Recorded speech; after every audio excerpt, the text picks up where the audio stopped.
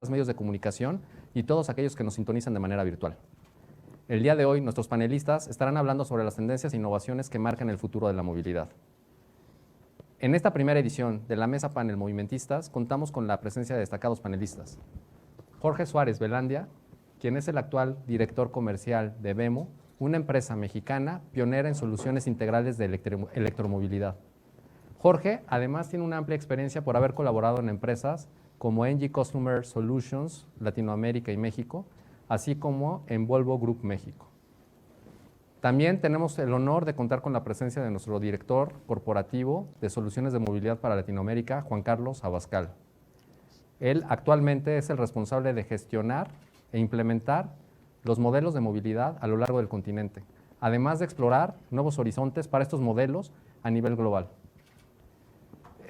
También nos acompaña el día de hoy Santiago Alanís, quien es el gerente general del Centro de Control de Metrobús City. Tiene una amplia trayectoria en servicios de movilidad, así como participación en proyectos de transporte inteligente y de vanguardia en México. Muchas gracias a todos los panelistas por estar el día de hoy con nosotros. Como compañía mexicana con más de 80 años de experiencia, hemos decidido adelantarnos al futuro y abrir este diálogo para explorar las nuevas necesidades de movilidad de nuestros usuarios, ya que ellos son los que están en el centro de nuestras decisiones. Una de las principales tendencias que estamos observando a nivel global, sin duda, es la electromovilidad, tanto de vehículos como unidades de transporte colectivo e individual. La otra movilidad del futuro es la movilidad, la movilidad autónoma, que sin duda, si bien ha avanzado con gran energía en el último lustro, a partir del 2022 se convertirá en una prioridad tanto para empresas como gobiernos a nivel global. La movilidad compartida dará pie a la intermodalidad y a la interconexión en una mayor medida, que sin duda para nuestros nuevos consumidores, sobre todo las nuevas generaciones, estarán más acostumbrados a la planificación y ejecución de sus viajes y traslados usando la tecnología. Sin duda, la transformación digital es pieza clave para podernos adaptar a las necesidades de nuestros usuarios, quienes son cada vez más tecnificados. La inteligencia artificial y el Big Data son pieza clave para poder desarrollar el futuro de la movilidad. Pues muy bien, empezamos si quieren con la sesión de preguntas con nuestros panelistas y viendo que la movilidad compartida une las visiones más importantes que marcarán el futuro, quisiera yo preguntarle a Juan Carlos Abascal, ¿cómo se percibe la proyección del futuro de la movilidad urbana en el camino a la digitalización? Muchas gracias, Arturo, y muchas felicidades por este foro que nos permitan un poco platicar con todos ustedes acerca de lo que vemos en la movilidad en el futuro. Creo que una de las primeras cosas que nos enseñó la pandemia es que el mundo se detuvo y la movilidad fue una de las primeras cosas que nos quitaron en la pandemia y fue en la restricción. ¿Y qué hemos aprendido de todo esto en la movilidad y por qué es tan importante la digitalización y ver los nuevos mecanismos de movilidad? Dado que el mundo cambió, nuestras necesidades cambiaron y el movimiento que tenemos cada uno dentro de las ciudades también han evolucionado, pues ¿cómo vamos a adecuar todas estas necesidades hacia el futuro? En principio la movilidad es algo muy sencillo, uno está de un punto A y quiere ir a un punto B por los diferentes motivos. ¿Y qué tenemos que hacer? Tenemos que empezar a interconectar todas las modalidades que existan para hacer los viajes mucho más seguros, mucho más transparentes, mucho más fáciles. Y en esos conceptos, en Mobility IO tenemos muy claro que tenemos que crear soluciones que sean mucho más inteligentes, mucho más humanas y mucho más sencillas, simples. ¿Cómo hacemos eso? Pues a través de la digitalización de las necesidades que cada uno de nosotros tenga en las necesidades de movilidad hacia el futuro. Si hoy empezamos a interconectar todos los movimientos, todas las necesidades y todos los medios de transporte con mi necesidad como usuario, es en el momento donde empezamos a cambiar realmente el futuro de la movilidad. Yo como persona tengo unas necesidades particulares. Las necesidades de movilidad de la gente cada día son más individuales. Y son más individuales dependiendo también el día, la hora de la semana y con quién hago la movilidad. Entonces creo que hoy la movilidad tenemos que irla desarrollando hacia ir solucionando las necesidades individuales de las personas hacia la movilidad con medios masivos. Porque no podemos dejar de pensar que la movilidad en las grandes urbes tiene que ser medios masivos.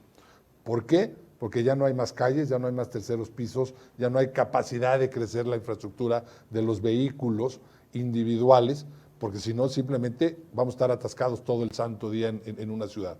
Entonces, ¿cómo vas combinando la necesidad individual a través de combinación de transportes individuales y masivos para hacer todo tu trayecto de una manera mucho más fácil? Siempre hay que promover en la pirámide de la movilidad, lo más relevante es el caminar. Y a través de caminar, ¿cómo vamos conectando todos estos medios? Dado que cada día hay más oferta de servicios y más tipos de movilidad, pues tenemos que irlo digitalizando. Y el futuro no se ve sin que sea un futuro más limpio, por eso tan relevante la electromovilidad, un futuro mucho más conectado y un futuro donde tengamos todos los diferentes medios que existen hoy y que vayan existiendo para conectarlos. Es por eso que el futuro está en digitalizar las necesidades individuales a través de los medios masivos de movilidad y utilizar cada día medios mucho más limpios para la movilidad. De acuerdo. Es así como vemos el futuro en movilidad. Muchas gracias, Juan Carlos. Gracias, Arturo. Jorge, ¿cuál es tu visión para la evolución de la electromovilidad en Latinoamérica? Bueno, Latinoamérica es una zona del mundo muy especial porque es donde la gente se mueve más en autobuses. Mientras que en Asia la gente se mueve en trenes, bala, ¿no? En Europa se mueven en tranvías, acá nos movemos en autobús. Entonces, digamos, se ha vuelto, digamos, creo, una zona de mucho auge de soluciones de movilidad. Y también es una zona del mundo muy urbanizada, ¿sí? Nos desarrollamos con ciudades muy grandes en cada país, siempre hay una ciudad grande y muchas ciudades medias. México en ese sentido es una excepción, ¿no? O más bien tiene una particularidad de una megaciudad y además una red de ciudades con 90 ciudades de más de 100,000 habitantes. Entonces, digamos que la promesa es muy interesante, pero también los retos son muy interesantes. Las ciudades grandes muestran cómo no hay que hacer las cosas porque tienen más historia acumulada y lo que están haciendo las ciudades grandes es arreglar lo que se hizo mal, ¿sí? Es decir, en su momento, cuando se crea el coche, no se piensa de todas las externalidades que va a tener, ¿no? Era signo de progreso pasar de un tranvía, hace 100 años había tranvías, nos subimos al coche y esto creció, generó una expansión de las ciudades y ahora todos estamos, justamente como decía Juan Carlos, parados en el tránsito. Y la realidad es que estamos regresando a lo que había antes, pero mucho mejor. Estamos regresando a modos eléctricos, pero que integran pues tecnología bastante más avanzada. Entonces, yo siempre he dicho que, ¿por qué en la colonia hacían ciudades tan armónicas y ahora que tenemos toda la tecnología, pues no? Entonces estamos regresando a esa idea de vivir en una escala mucho más cercana, ¿cierto? Incluso con la pandemia, el reto fue, oiga, puedo hacer todo a 15 minutos de mi casa y ya no tengo que irme al centro, ¿cierto? A 20 kilómetros de mi casa.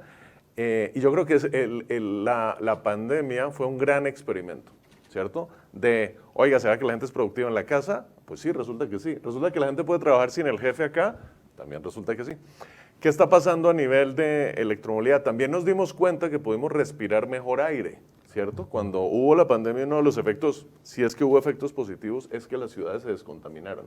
Entonces pudimos de repente respirar, pudimos de repente ver la importancia que tienen los espacios públicos, porque resulta que donde no había contagios era en las calles, en los parques, hacia afuera, y eso yo creo que está cambiando las mismas necesidades de la gente, las mismas expectativas de los empleados, ¿cierto?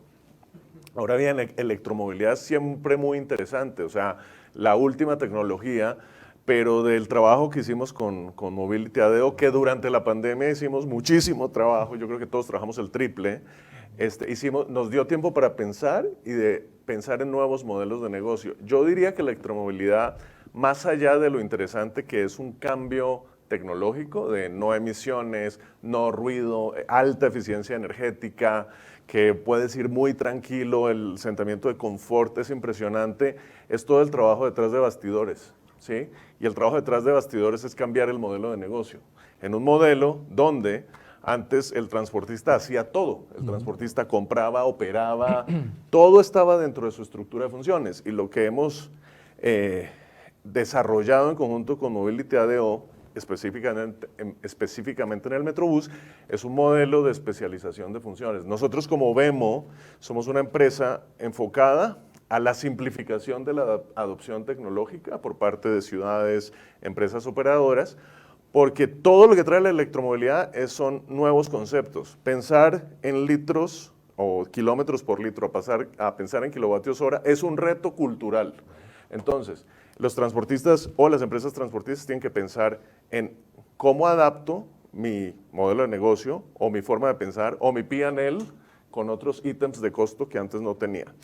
Entonces, ¿qué estamos haciendo? Un modelo de especialización de funciones donde nosotros, empresas como nosotros, integramos bajo una misma sombrilla la capacidad de diseñar una red de transporte público usando vehículos eléctricos, porque empiezas por el final, tienes que entender la operación, eliges el tipo de vehículo, eso determina el tipo de infraestructura, esas dos cosas determinan una inversión y tenemos que tener un modelo de larguísimo plazo, muy intensivo en capital. Quiere decir que ahora lo que cuesta un bus hoy con electromovilidad cuesta el 2 veces.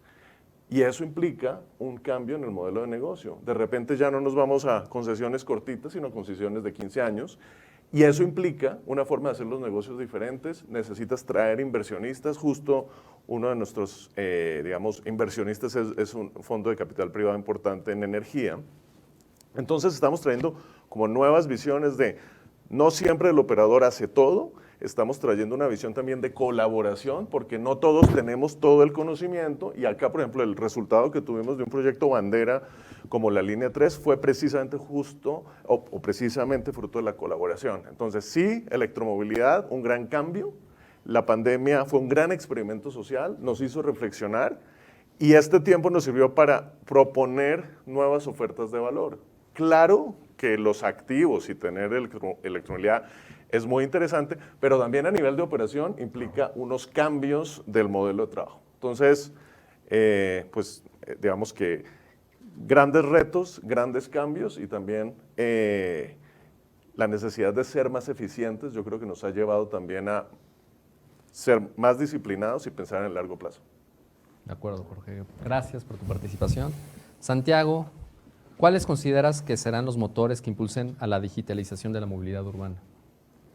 Mira, Arturo, yo creo que los motores principales son cómo hacemos los viajes más seguros, más eficientes y menos contaminantes. Y eso a través de la tecnología. Hoy en día, para que nosotros podamos hacer los viajes de esta forma, necesitamos explotar el Big Data, que bien mencionabas al inicio. Y como la sociedad hoy en día está más conectada y más exigente, son los motivadores que nos llevan a nosotros a decir, oye, ¿de qué forma me comunico yo con el usuario? Y segunda, ¿cómo yo le doy la información al mismo gobierno, en este caso que es nuestro cliente? Y con esta información lo que podemos hacer es planear mejores los viajes, es decir, saber cuáles son las horas pico, cuáles son las horas valle y saber la afluencia también. Nosotros podemos detectar de qué hora, si en ciertos horarios la gente se desplaza del punto A al punto B y en qué horarios van del punto B al punto A. Y si hay algún tipo de contingencia, por ejemplo, las famosas manifestaciones que tenemos aquí, gracias a toda la tecnología que tenemos en tiempo real, nos podemos ir adelantando ese tipo de cambios, ¿no? Entonces, podemos informarle en tiempo real al usuario si van a tener alguna afectación. Si son estas marchas que ya están programadas, les avisamos con anticipación y nosotros empezamos a tomar las decisiones para que a nivel operativo no sufran. ¿Por qué? Porque también es muy frustrante como empresa operadora que pues no sabes hacia dónde moverte, ¿no? Entonces, nosotros a través del centro de control, yo lo resumo que somos como el Big Brother de Metrobús, ¿no? Porque sabemos bien en dónde están los pasajeros, que casi si van sonriendo, ¿no? Y pues bueno, con toda esa, con esa explotación de tecnología, podemos brindar justo pues, lo que hace el grupo, ¿no? Que es cómo mejoramos la calidad de vida de las personas a través de la movilidad, ¿no? Excelente. Muchas gracias, Santiago, por tu participación. Hablando en términos de sociedad, de la relevancia que tiene la movilidad con la sociedad, Me gustaría hacer una pregunta abierta a los tres. Empezamos contigo, Juan Carlos, después con Jorge, después con Santiago en las respuestas, que sería, ¿cómo perciben que será el impacto en la sociedad con estas tendencias e innovaciones dentro de la movilidad? Mira, yo estoy muy contento y muy emocionado por el futuro, porque vienen nuevas generaciones, estos nuevos millennials, estos nuevos chavos, yo ya estoy un poquito más arriba de los millennials, solo poquito, pero ¿cómo se están viendo ellos en su vida en el futuro? Yo te das cuenta que las nuevas generaciones sí tienen muy claro que les gusta tener las cosas muy fáciles, muy informadas, con exceso de información, con muchas opciones, y quieren ellos disfrutar de mucho mayor manera su vida todos los días. Son generaciones que tienen muy claro su tiempo de descanso, su tiempo de ocio, dónde van a disfrutar, la conectividad con el ser humano al lado, y eso nos está poniendo a todas las empresas en un gran reto. Y si tú vives en una ciudad, y para poder disfrutar una ciudad, y poderte mover por trabajo, por ocio,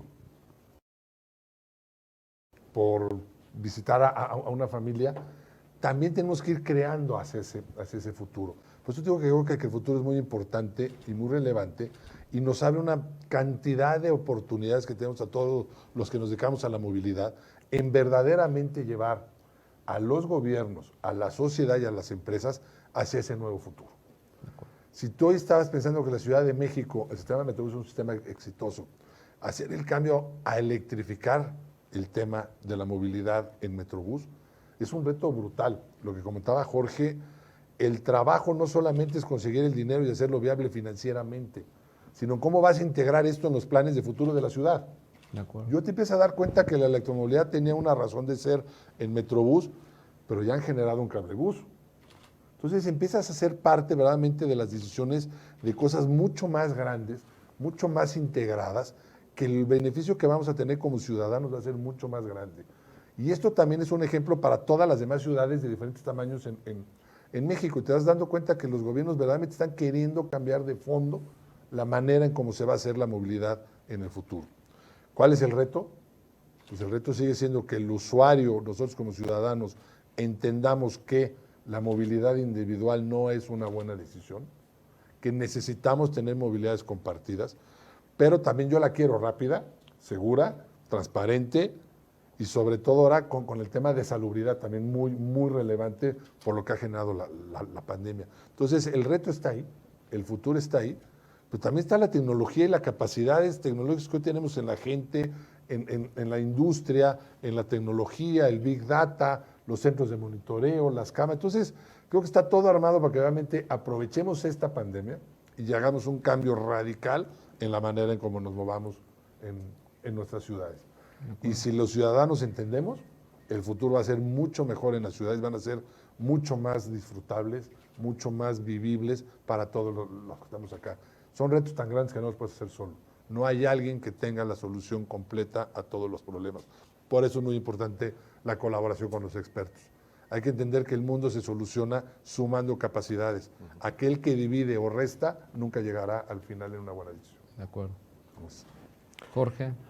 Pues yo diría que el futuro ya nos alcanzó, ¿no? O sea, yo hablaría que el futuro es mañana, es hoy, ¿cierto? A mí algo que me ha gustado es la oportunidad de experimentación. Yo empecé mi carrera en el tema de BRT, ¿sí? En un momento donde hasta las ciudades más pequeñas pensaban que la solución era el BRT, ¿sí? Resulta que no. Algo que es bien interesante, y a los fanáticos de los autobuses, algo que la electromovilidad ha permitido es modularizar más los tamaños de autobuses. Antes tú veías que pues, los motores diésel empiezan en formato grande porque son motores que se hacen para camión, ¿cierto? Entonces tú veías buses de 10 metros para adelante, generalmente, con mucha digamos, disponibilidad de buses de 12 metros. ¿Qué pasó? Los componentes eléctricos vienen más modulares, ¿no? Motor chico para vehículo chico, motor intermedio y baterías intermedias para un vehículo mediano y así va creciendo. ¿Qué quiere decir? Nos permite una modularidad. Y Juan Carlos decía algo que la gente quiere escoger, ¿sí? Ya no sirve el producto donde, bueno, pues así es el transporte público, siempre el metro es así, el metrobús es así. La gente, y ustedes han visto que un proceso que ha tenido la sociedad es que la gente cada vez hay más subgrupos, ¿cierto? que dicen, no, yo quiero una movilidad de este modo. En ese sentido, nosotros algo que hicimos fue experimentemos con buses chiquitos, ¿no? Siempre se ha visto que los buses chiquitos, pues el microbús, el progreso es un doble piso y entonces la antítesis es un bus chico. Y la verdad es que lo malo es querer utilizar buses chicos en un servicio BRT. Eso es una mala idea. De acuerdo. Pero los buses chicos te cumplen una función que en Europa, ustedes están en Europa, y es la conectividad. O sea, tú no tienes que salir de la puerta de tu casa y llegar 20 kilómetros en el mismo autobús. Hay centros de intercambio y justamente es hacer en esos centros de intercambio el viaje agradable, ¿no? Yo viví en Suecia y resulta que había intersecciones y eran parques. Entonces tú llegabas y si tú llegas, y lo que pasa acá, que ves en el periférico, la gente sobre la calzada viendo quién pasa, quién le para, pues. En Europa es muy clásico el tema que el punto de intercambio son los parques. Tú llegas, hay un puesto de periódicos, hay algún comercio chiquito, entonces la espera no es tan, digamos, poco amigable, ¿cierto? Entonces los buses chicos tienen una función de llevar más transporte público a las zonas residenciales, ¿sí? Que eso es lo que tienen que hacer. Y lo que hicimos fue, nosotros no hicimos ninguna promoción con el famoso Metrobusito, Metrobús bebé, y resulta que esto fue muy bien recibido en la ciudadanía. Hicimos cero difusión. Pero esto solamente, la gente empezó a preguntar, pero bueno, ¿para qué es esto? ¿No? Entonces la gente empezó, mismo en los foros en línea, bueno, esto es, pues es mala idea para el Metrobús, claro que es mala idea, pero ese no era el objetivo. Yo creo que, entonces la gente empieza a decir, yo creo que esto es bueno para que cuando yo llegue de noche a la casa, y esto es eléctrico, entonces va a poder circular, me va a poder llevar a mi casa sin hacer tanto ruido, ejemplo. O yo creo que esto me sirve, y hemos trabajado con la UNAM y campus universitarios, vimos un caso en Puebla también, para conectar diferentes puntos dentro de una misma área, porque siempre los sistemas han sido pensados de A a B y esto es lejos y llegan acá y se vuelven a ir. ¿Y qué pasa con los que se mueven aquí? Hay una línea circular en el centro de la ciudad. Entonces, nosotros justamente queríamos generar esa discusión de los propios usuarios, porque ellos son los que te dan ideas, porque son los que lo usan. Y lo que ves es, la gente dice, es que me gusta, y eso es como yo digo que en inglés dicen small is beautiful. Dice, la gente dice, me gusta porque no voy tan apretado. Entonces el tema de la comodidad. Entonces la gente ya está valorando la experiencia de viaje. No siempre el bus es más grande o es la mejor opción para cualquier tipo de viaje. Entonces lo que está viendo es que la gente está entendiendo para qué es la tecnología y la nueva tecnología te está permitiendo generar soluciones más a la medida, ¿sí? Entonces yo diría que tecnología tiene que ponerse a dialogar con los usuarios y tener en cuenta el feedback de los usuarios para que haya soluciones exitosas. Si nosotros como empresa definimos a priori, esto es lo que el usuario necesita, pues es una mala idea.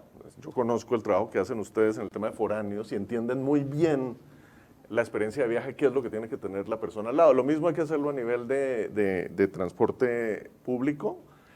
Y a nosotros como, digamos ahora sí que diseñadores de soluciones, pues eso es vital, colaborar en diseñar servicios exitosos. Otra cosa que diría yo, el tema de datos, cambiando de tema, cuando electrificas de repente tienes un montón de datos de la recarga, de los buses, y entender esos datos en la longitud de una concesión o un contrato de operación, se vuelve vital para el éxito de esto también. Entonces, digamos, sí, los datos te permiten entender mejor al usuario, pero los datos te permiten mejor planear hacia adentro. Entonces, yo diría que todo depende de todo. De acuerdo. Gracias, Jorge. Santiago. Yo coincido con lo que dice Jorge. La sociedad hoy en día está muy despierta, muy despierta, y algo que lo despertó más fue la pandemia. O sea, la pandemia fue un tema que revolucionó la digitalización a nivel internacional. Entonces, pues sí, la gente antes estaba muy distraída, salía en el coche, se metía y pues estaba más enfocada en otros temas.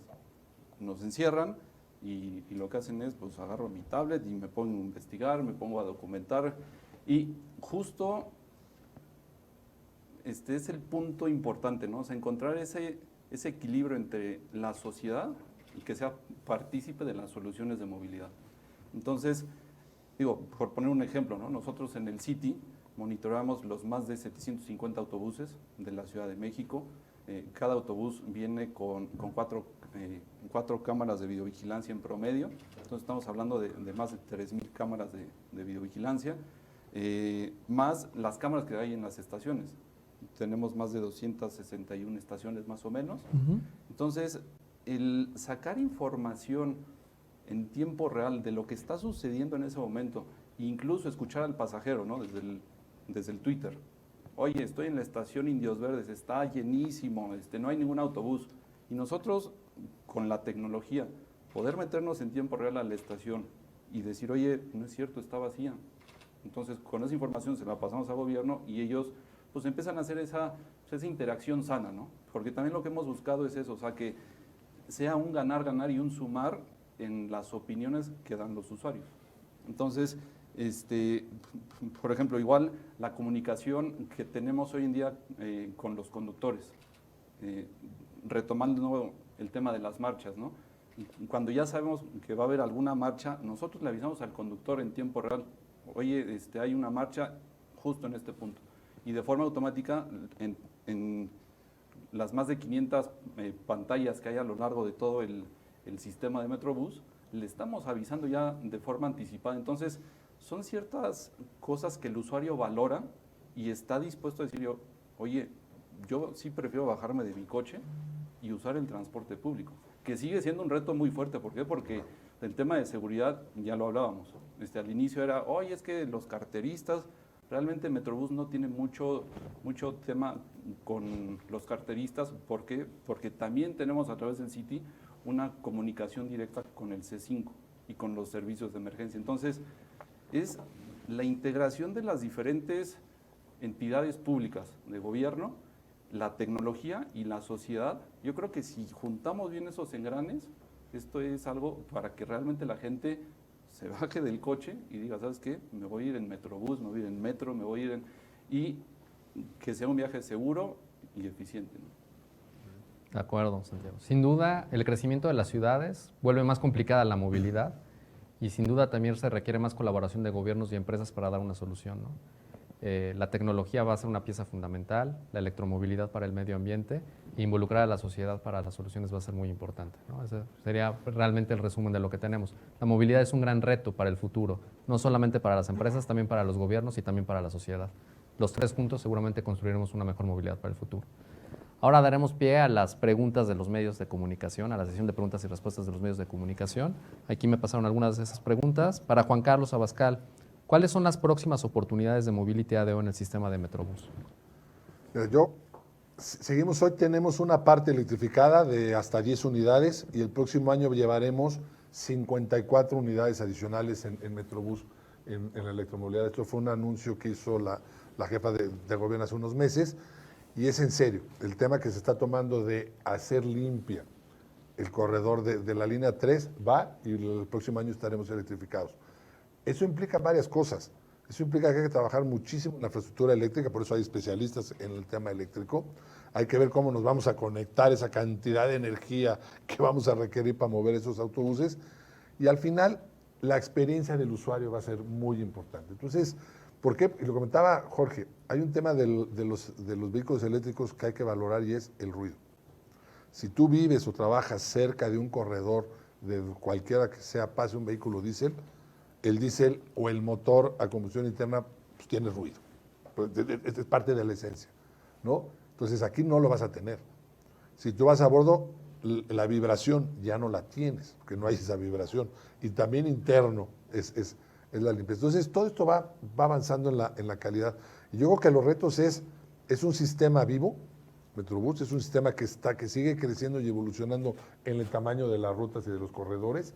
Y yo creo que el reto que debería hacer es cómo vamos integrándonos más Metrobús, metros, RTP, transporte concesionado, para que sea un solo sistema. Si las ciudades no evolucionan a sistemas integrados de transporte, donde tú te puedas subir de un lugar a otro, y como contaba Jorge, el vehículo pequeño, el grande, el patín, la bicicleta, caminar, no hay que olvidar que hay que caminar, las ciudades hay que caminarlas, y lo vas integrando, vas a hacer una experiencia totalmente para el usuario única, aunque no importa la cantidad de empresas, empresarios, conductores, tipos de vehículos que hay atrás.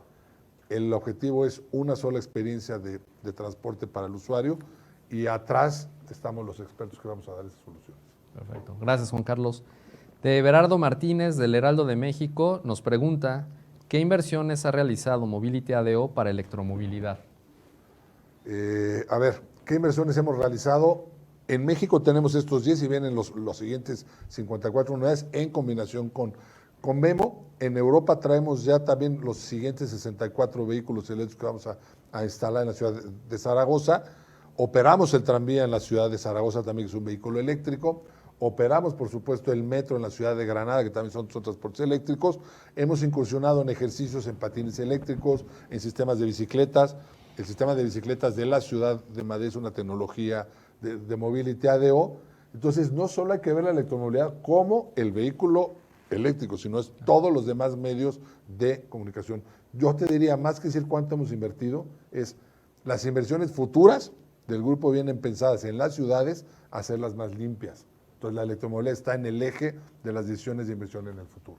Excelente, Juan Carlos. Gracias por la respuesta. Creo que esta es para ti, Santiago. ¿Cómo ha mejorado la comunicación con el gobierno capitalino para solucionar el problema de las manifestaciones? La verdad ha mejorado muchísimo de cómo estábamos antes a cómo estamos hoy. Tenemos una comunicación directa. En lo personal yo tengo comunicación directa con toda la dirección de operaciones y la dirección general de Metrobús.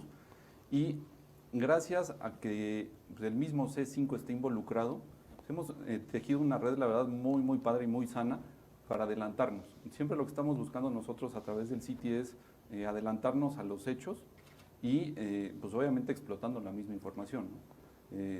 En todo tipo de casos, tanto manifestaciones, los mismos accidentes que hemos visto que pues a veces el mismo operador no tiene la culpa, sino es un tema de cultura de vialidad. Pero yo resumiría que la comunicación es muy buena y eso ha ayudado a que la misma operación se vea beneficiada, ¿no? Excelente, Santiago. Muchas gracias. Jorge, ¿cómo podrían convivir la movilidad individual y colectiva en el futuro digitalizado? Pues el problema yo creo que es ver que todo esté como en compartimentos, ¿no? Mi pensamiento sobre la movilidad individual, entendida individual en vehículo, ¿sí? No es tanto per se que sea malo el vehículo, es el uso que le das, ¿cierto? Hay viajes que tal vez el vehículo individual funciona bastante bien. Cuando, por ejemplo, tienes viajes intercalados, ¿cierto? Tienes que recoger cosas, ¿no? La gente no es un o es con, ¿cierto?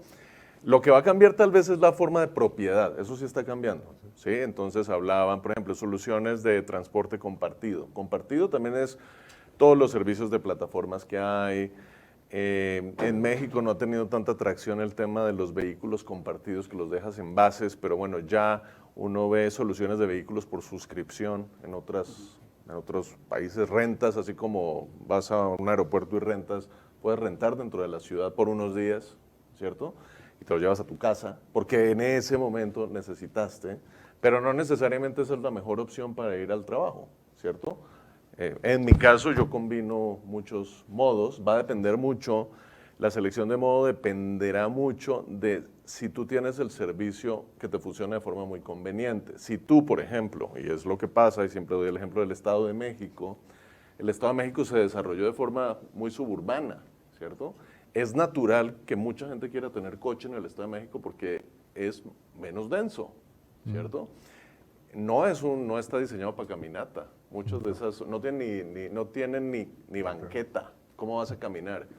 Diferente a las opciones más en el centro histórico o las colonias centrales de la ciudad, donde hay más densidad y fácilmente tú puedes combinar cualquier modo, así como camino, luego llevo el coche a la oficina, pero de regreso me conviene caminar o tomo otra cosa. Entonces realmente yo no creo que sea un o esto, sino es la combinación y que tú como consumidor de movilidad tomes la opción que mejor te funcione. O sea, si en hora pico tienes que ir a 2 kilómetros, pues no saques el coche, porque aportas al problema. Vete caminando, haces ejercicio. Yo, por ejemplo, cuento los pasos que hago al día.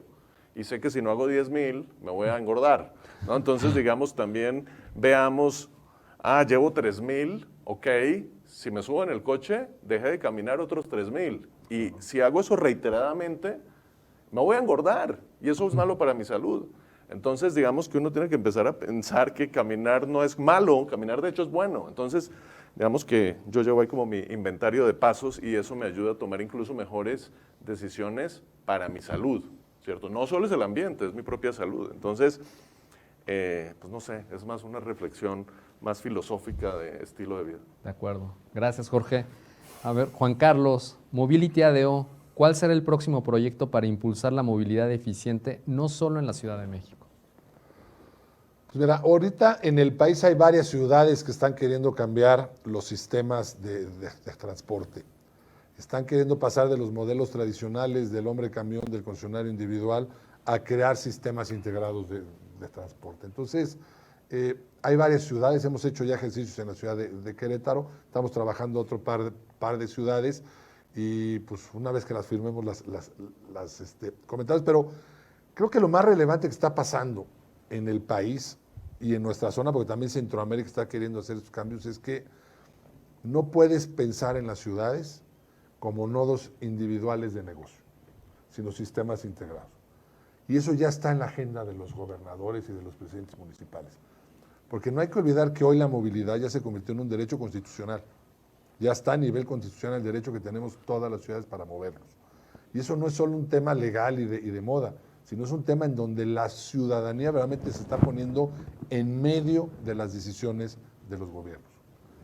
Y nosotros tenemos tan claro eso que nuestra misión es mejorar la calidad de vida de las personas a través de la movilidad. Entonces, toda aquella ciudad que quiera empezar a cambiar y hacer modelos integrados de transporte, Mobility ADO va a estar ahí, por lo menos creando ideas, tratando de participar y muy abiertos a participar.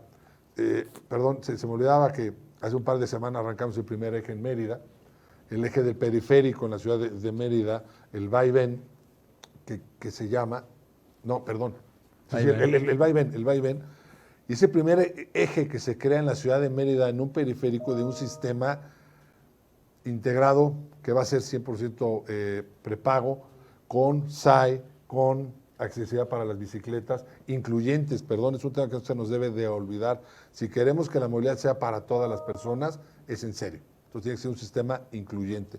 La gente con cualquier tema de discapacidad, de necesidades provisionales, de mujeres, accesible para silla de ruedas, para niños o carriolas, no podemos dejar de pensar en eso, ¿no? Que la movilidad es para todos los ciudadanos. Todos tenemos el derecho a movernos. Entonces, se están dando cosas muy interesantes en el país y creo que como ciudadanos debemos estar claros y exigir. La movilidad es un derecho que tenemos los ciudadanos y no podemos seguir pensando que las soluciones se arreglan solamente comprando autobuses nuevos. O integras a los transportes, metes tecnología, metes digitalización, big data, centros de control, cámaras de seguridad, temas de salubridad, no vamos a ir avanzando. Pero bueno, hay muchas oportunidades y muy contentos y continuamente les vamos a estar dando sorpresas y buenas noticias en esto. Excelente, Juan Carlos. Gracias por la respuesta. Jorge, ¿cuál es tu perspectiva sobre el incremento de la micromovilidad en las ciudades del continente? Micromovilidad, bueno, micromovilidad entendida como transportes de corta distancia, ¿no? Desde tal vez de donde te bajas en un sistema de transporte colectivo, ¿cierto? Llegas a un punto y cómo te mueves a tu punto final. Justamente es el modo más caro, ¿cierto? Porque es de poca distancia, ¿cierto?